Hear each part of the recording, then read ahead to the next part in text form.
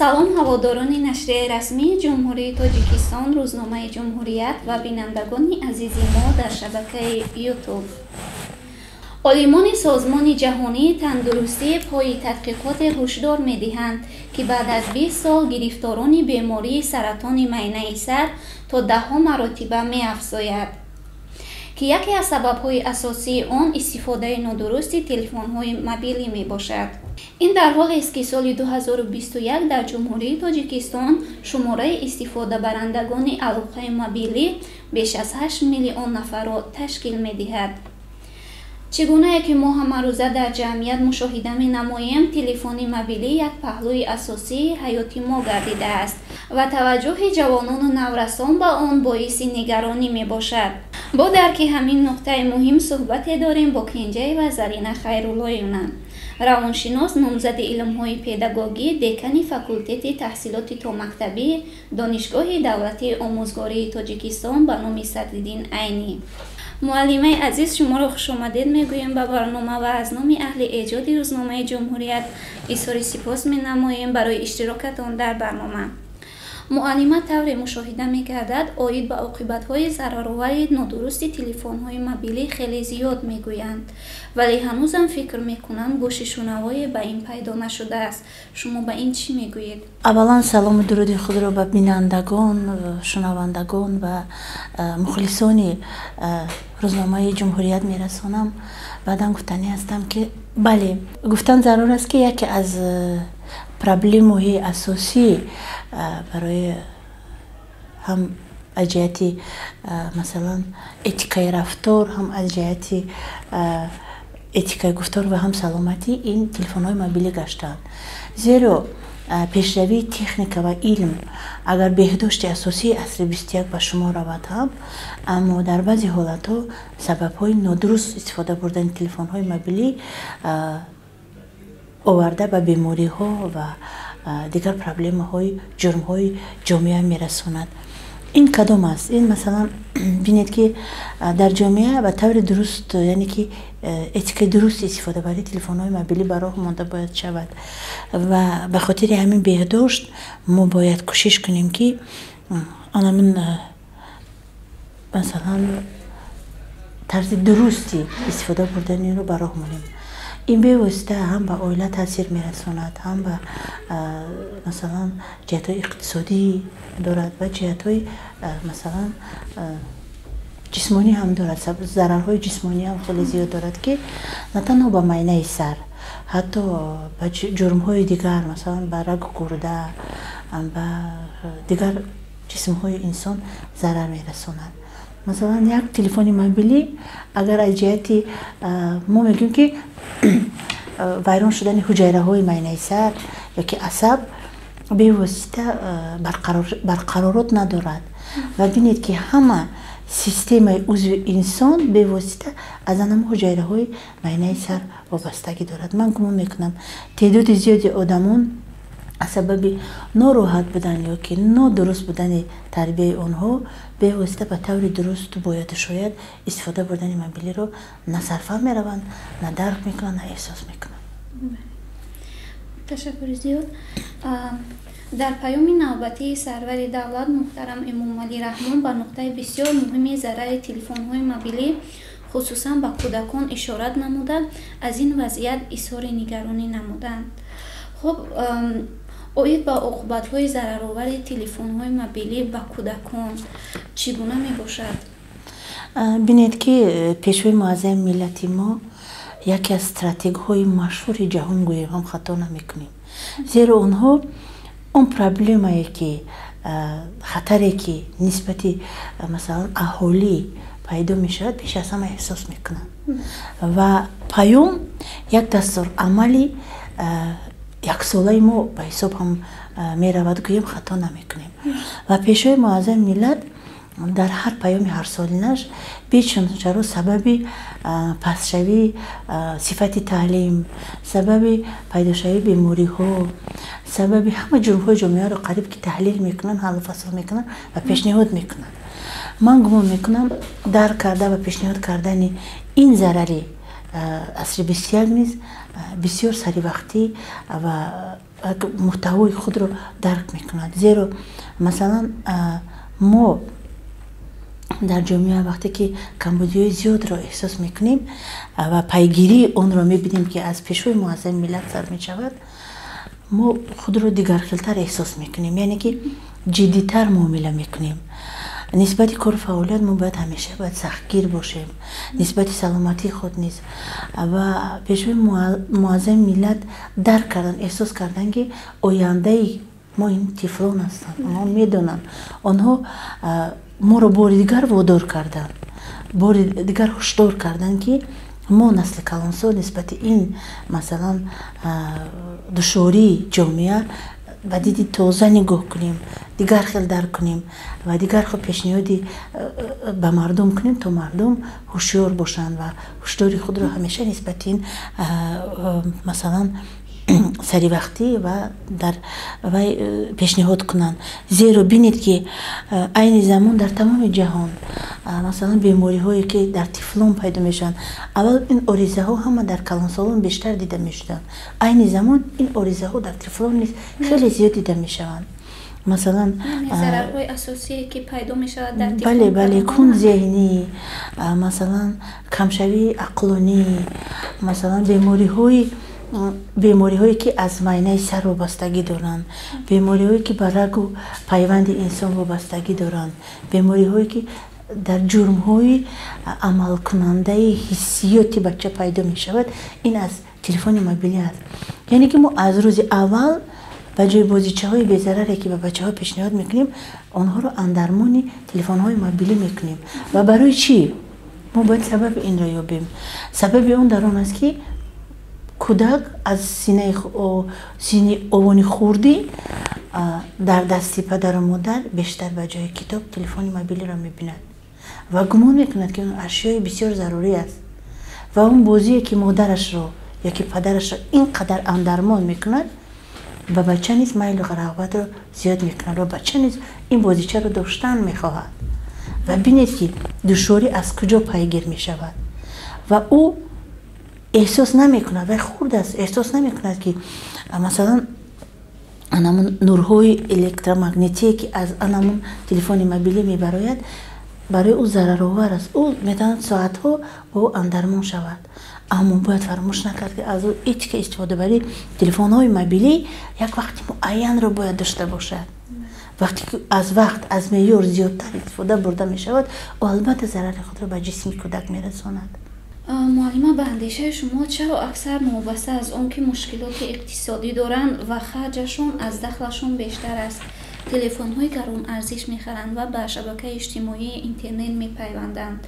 اینچنین بسیار صحبت میکنند. آیا اینها به بیماری روانی ارتباط دارد؟ البته سبب دیگری که مثلا به واسطه کلانسالان به عادتهای نالازمه برای خود مثلا سبب میشوند، این اون است که عصر حسیات است. من 10 ساله ها شد از سرشوی عصر 21 گشته برگشته تکرار میکنم که عصر حسیات است و همه انسان ها از روی احساسات از روی حسیات خود کار میکنن و بینید که مردم تمام تذکرات حیات رو در انمون تلفن های موبیلی میبینن، یعنی که همه بهداشتاشونه، پیوستگی مناسبتاشونه و فراموش میکنن که حیات از یک تلفن موبیلی و از کارهای جمعیتی تنها عبارت نیست. زیرا بهداشت اساسی حیات بیچونه چرا در وابستگی مثلا مسئله گذاری حیاتی است. این چی است؟ این بینید که مثلا حتی در خانه نون نداشته باشد او میرود تلفن موبیلی میخرد. در خانه مثلا دشواری ها داشته باشد، در یک خانه که بسیار قشق است خود رو کم بی‌ضابط حساب میکند، ما بینید که هر روز قریب با چنین دانشجویان رو میخورم که نزد ما میآیند ما کم بی‌ضابط هستیم، دشواری های اولوی داریم، مشکلات داریم، معلم کمک رسانید. اما وقتی که به تلفن موبیلی او، اما وقتی که به مثلا اینترنت داشتن تلفن موبیلی و اهمیت میدهی، اون مبلغ خیلی زیاده در اون صرف میکند و بیچون چرا اگر اون مبلغی که در تلفن موبیلی صرف میکند او به خواندن کتاب، به وقتی مثلا раванди таълим дарсомӯзӣ сарф кунад, ӯ албатта ба баъзи мушкилотҳо дучор намешавад ва метавонад ки аз бисёр мушкилотҳо барояд ва ҳамчун кадри ва ҳамчун мутахассиси хуб омода шавад. Аммо инро онҳо дарк карда намехоҳанд. Ин сабаби асосияш аз он иборат аст ки мо бояд ба мардум ба китоб рӯй оварданро талқин кунем. мо бояд мардумро масалан ба таври дурусту бояд шояд истифода бурдани телефони мобилӣ одат кунонем.